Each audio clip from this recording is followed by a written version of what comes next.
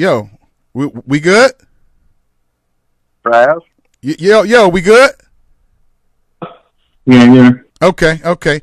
Sorry about that. I don't know what happened, man. Oh, I was just asking about. I said, how you been holding up during the COVID-19 and everything? Everybody healthy? Everything good?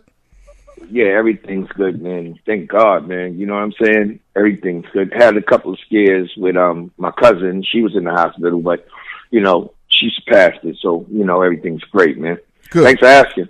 Oh, no problem, man. Yeah, you know what?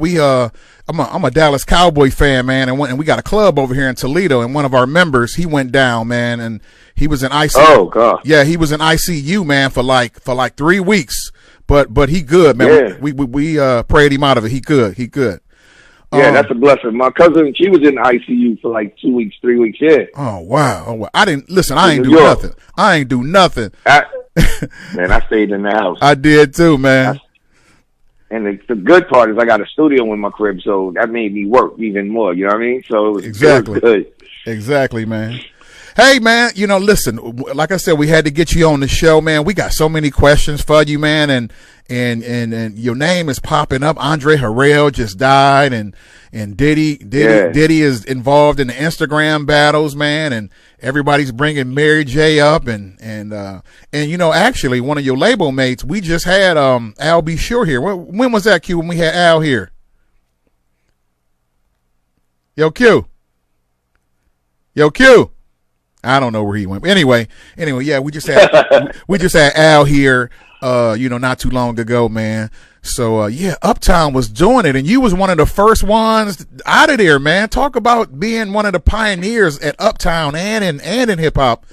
Talk about that for a minute. Man, I was when I signed to Uptown. I signed in 1989. I came out with my first single in 1990, and just the way. The build up to actually the way that they did it with the artists, like they built you up. It's like I called it boot camp because you had to you literally had to get taught how to speak, and it was a certain swag we had and everything, man, and it was beautiful, man. Andre never really cared about the money to me as an artist. Like I always used to peep him and.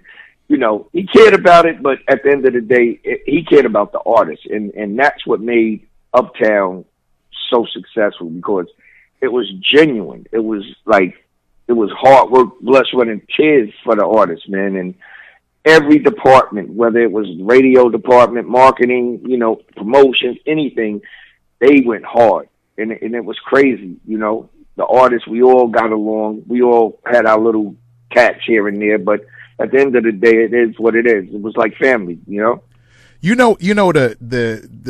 most obvious thing about everybody on Uptown, man. Who done y'all clothes, man? Y'all was always geared. Wasn't nobody dressed better than Uptown, man. Heavy D and the boys, Christopher Williams, Albie. I seen you said in an interview, you said, man, I used to see what Albie Sure had on, and I asked him about a jacket he had on. I seen one of your interviews. Yeah. And you was like man, 35 grand. Yeah, I'm trying to get down with that. That's what I'm talking about, man. Yeah, because what's crazy was like Uptown, we had the thing where it was before I signed to Uptown, I was trying to get to Uptown.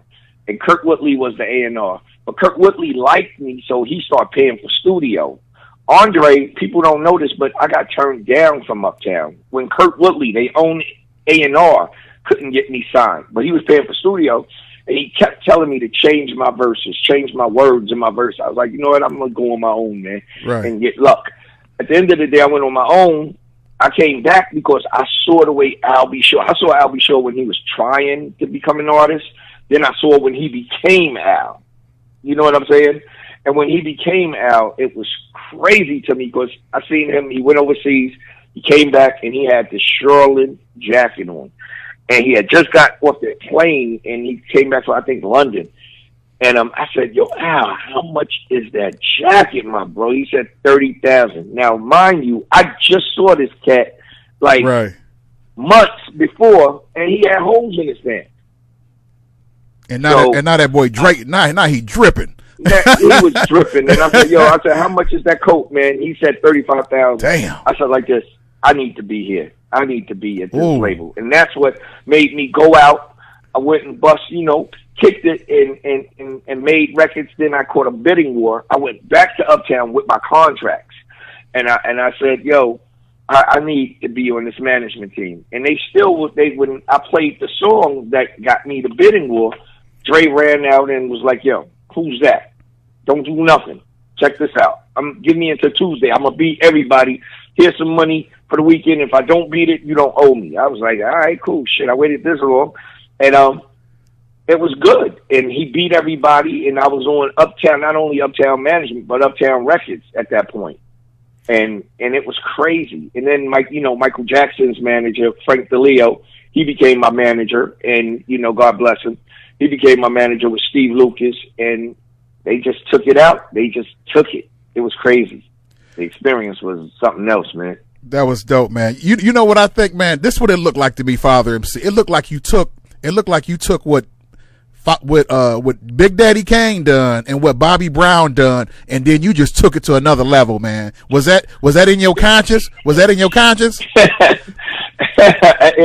It seemed like that though, but it's because we was all dark skinned. It was because we was all dark skinned. We took the video from Bobby because Andre wanted to show that side of rappers can do what singers is doing, and I said, damn, we taking Bobby's whole thing, but it worked. It worked. Hell part. Yeah, it worked. It worked, man. It worked, man. I had the most played video for that year, and it was crazy. I was like, are you kidding me? And then I'll never forget how I met Bobby. I was on tour, so there was a big tour out, and it was in New York, and I had like space in between. I would think I was in Dallas, and my tour bus was in Dallas, so it was going to take us 2 days to get to the next venue. So my manager let the tour bus keep going, flew me and my bodyguard out and to the show. So I went to Madison Square Garden, where I think Hammer was on the show too, I believe. Yeah. And I seen Bobby Brown sitting on the thing, like backstage, sitting, and he saw me, and he just did like this with his hand, like wave, like come here. and I said it's gonna be one of two things, man. We getting ready to be the best of friends, or we getting ready to scrabble, man. Yeah. And Bobby was the coolest cat, man. And me and Bobby been close ever since, man. You was on that nigga head. You was on his head, Father, man. You was on it, man. You was like, I'm coming. I'm coming. And then MCA, when I put out, he was on MCA and I was on Uptown. Right. So MCA owned Uptown. We was a subsidiary. And his second album is crazy because he used the exact same sample that Eddie F used for One Night Stand. Shout out to Eddie F, man. Yeah, that's my guy. And then they had on Billboard, in the Billboard magazine, they had Bobby Brown first, and then the direct stack of Bobby Brown, Father MC. Yeah. And that's how they was running the trades and the ads. And I was like, what are they trying to do? But One Night Stand, it did its thing. That's all I'm going to say. Exactly. Did its thing. Y'all was holding it down for the chocolate niggas, huh? Y'all was holding it down, man. Forget Prince. Y'all was holding it down, man. You know what? They came back. You know what? They done the same thing with Christopher Williams. I talked to myself. They had a Bobby Brown feel to it. I talk to myself. Yeah. They had a Bobby Brown feel to it too, man. But the song and the video. We took the video. Right. We didn't take the song. Right. Chris took the song. That was like, dude, I was like, wow. Now, at that time, everybody was chasing everything. Right. Like, damn, if it works, it works. Right. You know what I mean? Right. Yep. Now, who was your producers? Like, I'll Do For You. I'll Do For You. Who produced that? Treat 'Em and I'll Do For You was produced by Mark Morales and Corey Rooney. Mark from the Fat Boys, the light. Right. Yeah. Yeah. He produced that with Corey Rooney. And second album, Everything's Gonna Be Alright. Mark and Corey produced that. They do nothing on the third album. 69, that was Teddy Riley. One Night Stand was Eddie F. Affection was Dave Hall. Tyrone Fife on the third album. It was just a abundance of different, producers. It was dope, man. And they all bought their own. Listen, that was some dope music, man. Some dope music. We definitely was jamming, man. I'm telling you, man. Definitely a ladies' man. Talk about the Playgirl shoot, man. Talk about that, man. What was that? That was a big deal. Brothers wasn't in Playgirl, man. What's going on with that? Nah. What happened? They came to me 3 times, man. Wow. They came to me 3 times, and I turned it down because the paper wasn't just there. You know what I mean? Right. It wasn't right. Right. So I had a concert at Madison Square Garden, and this lady came to me backstage, and she said, "This is our last figure." And the figure, right before I went on stage, she gave me a card, and that card had the right amount. And I was like, "When we shooting? You want to go right now?" Like, let's go. And they set it up, went through my management and Double Exposure, Angelo Ellaby, my publicist.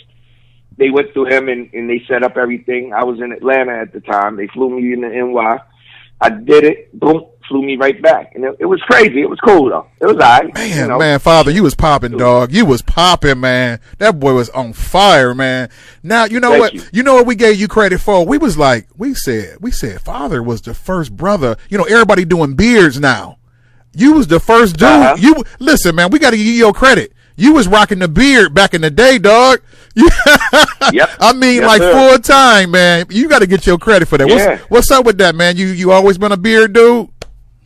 I just liked the beard. You know, Me too, man. Back then I was doing the light shave, you know. Right. But, you know, I grew it out. I grew it out. And I just cut it, but I'm growing it back right now. But I just cut it just to let my face breathe. Right. But yeah, the beard is, you know, my hair grows, so, you know, I'm not afraid to cut it. So in 3 more months, it'll be back to normal.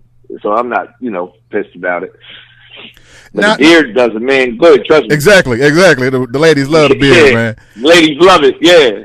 Something else we talked about with you was that we was like, you know what, listen, man, you was a handsome dude, man. The ladies loved you. No acting roles. You didn't get no acting, man. You should have been all. Listen, you was Idris Elba before Idris Elba, dog. Morris Chestnut, dog. You could have played. Man, you should have been all over the movies, man. What happened with the movies, man? You know what? I was touring so much. I got movie roles. I know you did. Every time they had a movie that I was supposed to be in, dude, I was overseas. Every time. I had to do my soundtracks, Go Natalie. I had to do that like I was in Japan. Literally flew in, did it, and flew me right back out. Like, that's how crazy it was. Wow. And Andre, I had to be on the soundtrack, Go Natalie. And that's why I got the song with Hallie when she dancing in the club. Right. Go Natalie, yeah, and that was crazy. Yeah, that did well. It did justice. I did another one. I forget Dr. Love and Ed Dre, Pimp or Die. They had that movie, Strictly Business. Right. Or something like Yeah, I think it's Strictly Business. I think it was Strictly Business. Yeah. I was expecting to see you in New Jack City. I was expecting to see you. Go ahead. New Jack City is when I wasn't out. That's when I was working on my album. Oh, okay. Because I remember we was on the set. We actually were on the set because the studio was up the block, and we were on the set. But I wasn't in it, like, because nobody knew me at the time, right. And you know the set was crazy. It was crazy. I was there because Guy, Aaron Hall, and Damian and Teddy, they let me, you know, come on, because they treated me like family. So it was crazy. It was an experience. So it was dope. It was dope. I know, man. House Party. I expected you to see you in House Party or something, man. Again, I wasn't. Again, Groove Be Chill, my guys. I wasn't out yet. That was crazy. That's but dope. I was everywhere. But everybody thought I was out because I started popping up in magazines all over the place. Right. And everybody was like, "Yo, who this kid with the yellow and this blonde streak in his hair?" and they was like, "Yo, he's coming. He's on his way." Yeah. And when Treat 'em came, people don't realize I was on tour with Treat 'em Like You Want to Be Treated, just that one single for like 7 to 8 months, just with that one single. So it served justice. It was did it exactly? Yeah. Man. Now you know what? You know who else that Keith Sweat, man. I thought that a Keith Sweat Father MC track would have been dope, man. Had you ever thought about? Had it ever came up to work with Keith Sweat?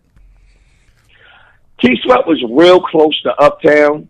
But when I was coming, I wanted something. I wanted my album to be like something nobody's never heard. Like, that's why I got Jodeci. Right. That's why I went out and got Mary. Right. I wanted strictly new cats so it could be a draw. Like, let's go get it. You know what I'm saying? Right. And being that Jodeci was my label mate, it was easy. Mary was my label mate. It was easy. So I was like, let's go get it. You know, let's shock the world. You know, Puff dancing in the video. You know, let's go do it. It was all young, all new. Exactly. I didn't really want the people with the hits, even though I should have, you know, but it worked out for me. You know what I mean? It did. Now, Jodeci and Mary got signed after you or before you, or how did that work out? Jodeci got signed after me, and Mary got signed after me. Oh, okay. And you introduced the world to them on your tracks, which is absolutely dope. Yeah. And the world wouldn't know who they are if it wasn't for the king, the Father MC. That's right. Facts. Get that boy his due. Facts. Get that boy his due, facts. man. Facts. That's what's Dave up, man. Hollister. Shout out to Dave. I love Dave, man. Shout out to Dave. That's man. my guy. That's Man. my guy. Man. I mess with Dave. Dave, people, they felt him, but they didn't feel him. And I don't know if you get Dre said, if you like him that much, you got the budget, put him on your album. And I put him on Lisa Baby. And then the records done blew up so much, they had to get remixes. So they went and got Jodeci to sing Lisa Baby for the third single. But Dave Hollister was on the album version. That's dope, man. Oh, well, yeah, I wasn't even hip to Dave back then. I didn't get hip to Dave till he was in Blackstreet. So I didn't get Blackstreet. Yeah, right. I didn't get hip to them. Now, okay, so you married Teresa Randall, man. So man, how did I never married Teresa Randall. Oh, you never married her? Okay, so it got on the internet somehow when it was a total lie. Me and Teresa, we used to mess around, but never married her. Oh, never. really? That was a complete lie. And all the research, they got y'all together, man. They like, they together. God, never. I never did it. If I did it, I would say it. Oh, right, exactly. Okay, all right. On to the next one. She wasn't a bad catch. So at the end of the day, it's just that we never got married, never. Nah. Okay, all right. Listen, man, I'm pretty sure a lot of ladies was trying to get at you, so I'm pretty sure you had your pick, man. So check this out. So JB sent me your new tracks, man. I checked them out, man, and they dope, man. I mean, what's gonna happen with those? What's gonna happen with those tracks, man? Are you gonna do some videos? Yeah, we're gonna shoot videos. We're waiting for sample clearance and everything. I got a new podcast coming out with Jimmy Jenkins. It's called Uptown. You know, this is how new it is. It's called Uptown and Beyond. You know what I mean? Okay. And it's gonna air next week, but it's gonna just be talking about Andre Harrell. You know, we're gonna have our discussions. It's crazy, man. We're gonna have celebrities on the show, interviewing them about just real topics. But the thing that makes our podcast crazy is fun. It's funny when you get there. We just be snapping, like we get on the phone. This would make the podcast come up. Because we snap on each other for like 2 hours, literally, on the phone. It'd be like all of us, like me, George Harrell, Jimmy Jenkins, Jannard Parker, and we go at it. And we've gone at it so much that we said, like Jannard Parker said, we need to get this, man. So, you know, that's what we were doing, and we had to slow it down because we were planning to be up and running, but due to Andre's death, we pushed everything back.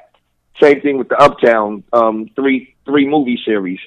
They pushed that back for a quick second just to let's put Dre down correctly. You know what I mean? Right. Now everything's about to sync back up to where it needs to be. Now let me ask about Andre Harrell. Now how did his death affect you? I mean, what was your thoughts on that? Man, I was heartless. I was heartbroken, man. I was heartbroken. I was in the studio. I was numb. Like, I couldn't believe it because Dre, like I said, Dre was like more than a CEO. He was more like a dad to everybody, you know? And I couldn't believe it. Like, I couldn't see Dre like that. I couldn't believe it because me and Dre, not only was he my CEO, but we were friends. Right. You get what I'm saying? Right. Like, Dre, when he got to Motown, he offered me a job. He flew me in. You know, when he got the $60 million from Motown, he was giving the people that he really messed with, like, come on, you're gonna be an A&R. All the hit producers, he was giving them jobs. He was doing, it was crazy. That's what's up, man. Yeah. Now, how about, okay, what about Heavy D, man? Were you close to Heavy D, and how did his death affect you? Absolutely. Heavy affected me crazy because it was like, Heavy was like, he was there. He was the first rapper on Uptown. Right. And he did the first slew of Uptown, like from 87, I believe, 88 to 89. I came in on the second round. You get what I'm saying? Right. That's when Uptown really started bubbling is when I came in. You know, and I'm not, saying it, I did it, but Heavy had it jingling a lot, like with, Mr. Big Stuff and everything. Right. And Heavy was such a good guy. He was a good guy, man. He was the overweight lover Heavy D, like real cool. And I think one thing I saw Heavy that made me look at him real different from being a celebrity was one day I was coming over the bridge and somebody's car had broke down, a flat tire. It was a man and a woman, and he went around to the car and helped these people. That's what's up, man. And I was like, what? That's Heavy D. Yeah, he seemed like a cat. He seemed like a cat that'd do something like that too, man. That was dope. He was. He was great guy. Hey, any plans for Uptown concert or tour? Uptown tour? You know what? That's in the conversations. That'll be dope. It's legal. A lot of stuff is just legal. You know what I'm saying? Right. Even though people don't have records, we know the outcome of the people that's going to come. So we're not even going with who's bigger or who's smaller.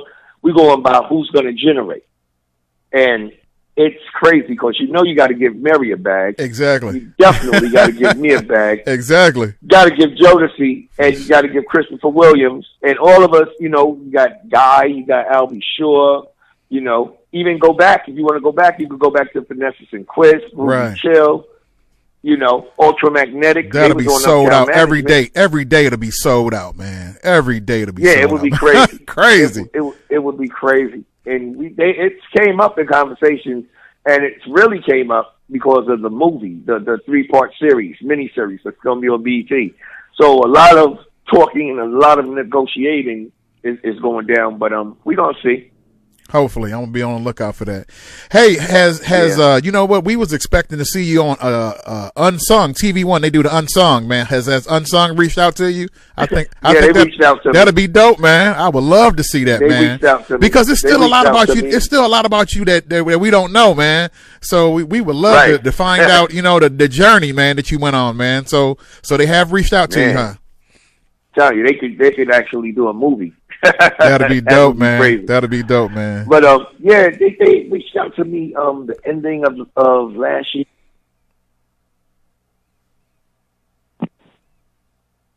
They reached out to me, but we're gonna see what happens. Take it from there. That's what's up. That's what's up. I'll tell you what. Hey, man, go ahead and give out all your social media handles, how everybody can get a hold of you and get in touch with you.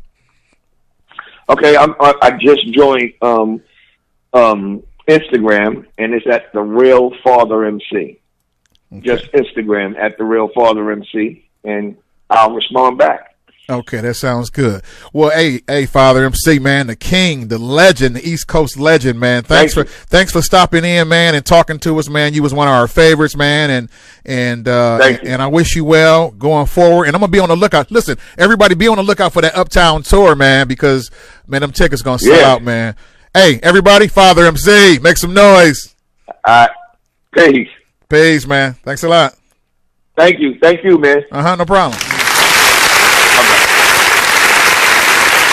That's what's up, man.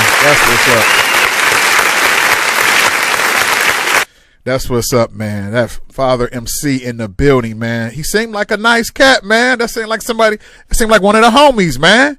Listen, man, it seemed like I could just call him up, man. We could go grab some cigars. He seemed like a cigar dude, man. So, yo, Father, man, we're gonna have to.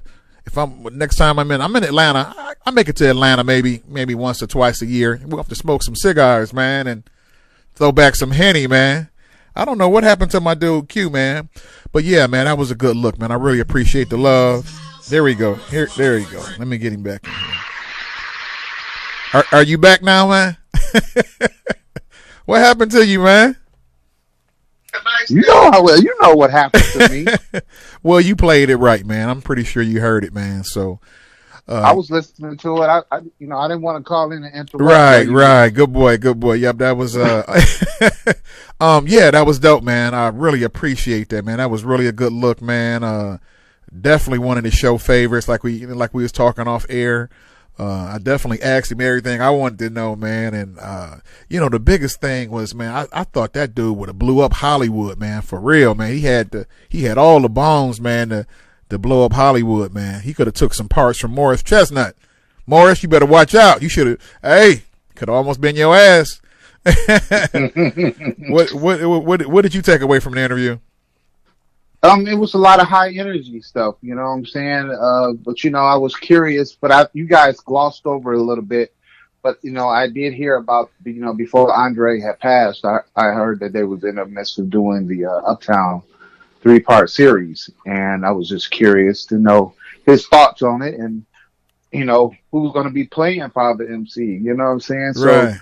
So, those things are in the works. But, like he said, Uptown is deserving of a, ever since Puff did his reunion tour with everybody, it's like everybody is starting to say, yo, maybe we should do this. I know JD did his with So Death, but Uptown, I think personally, I don't know about you, but personally, Uptown, and I'm looking for a Ruthless and Aftermath and Death Row.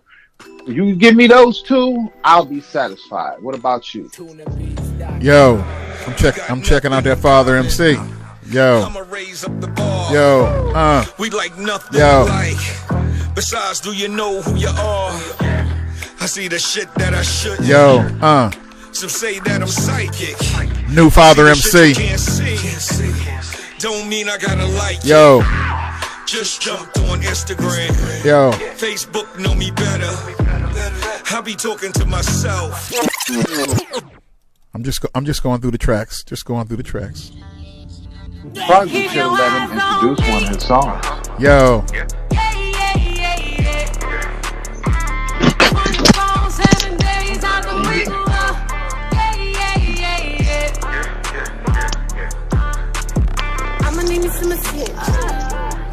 Just me there, girl, I'm rising. I move different. They know I'm taping, so we won't have no problems. And they can't say I'm raping. They showing me that love, yeah, like she Yo. give me that love. Oh, he got that young boy flow. Right here, yeah, baby. Shout out to Father MC with the young boy flow. Yo, Father, man, you got the young boy flow, man. Oh man, he got styles. That's what's up, man. He said he got one more call. Get right. I'm a Queens cat, not gigolo. I used to bang a lot of, that was a while ago. I used to get it in, long time ago. I used to sheepskin, that was a style ago. Boys come up and say, let's get it in. She even bought a friend, her friend bought a friend. No next to kin, but she Mexican. I put two to sleep, she wanna go again. Round 2, yeah, I'm in another place. Chicks on the bed. Man, I hope Facebook don't get us. Oh man. I'm gonna assume that I don't know that they haven't been through the right channels and we can play it, But you know what? You know what I've noticed about Facebook? What's that? I think they didn't caught on that we got a podcast.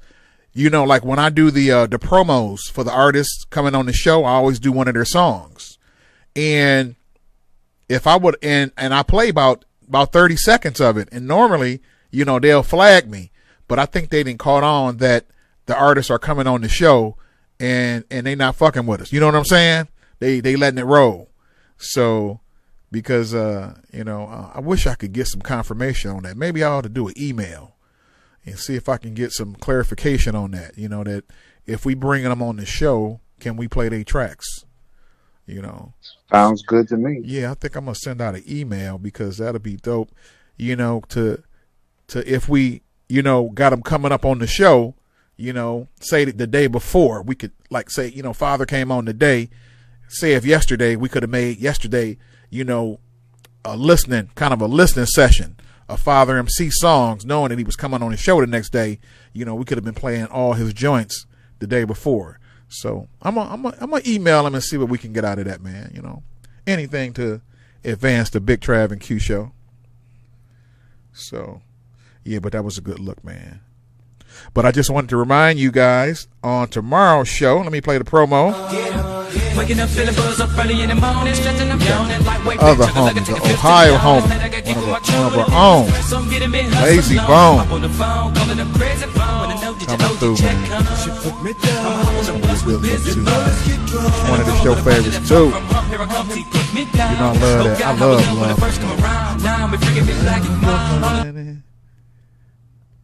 yeah, Love for Money. That's my track, man. Shout out to Easy E, man, and Ruthless, man. Shout out to them, man. Yeah, but that, oh man, we just talking through the Uptown concert, man. That would be bananas. That would be absolutely bananas, man. I meant Mary, you know, and then let Diddy host it.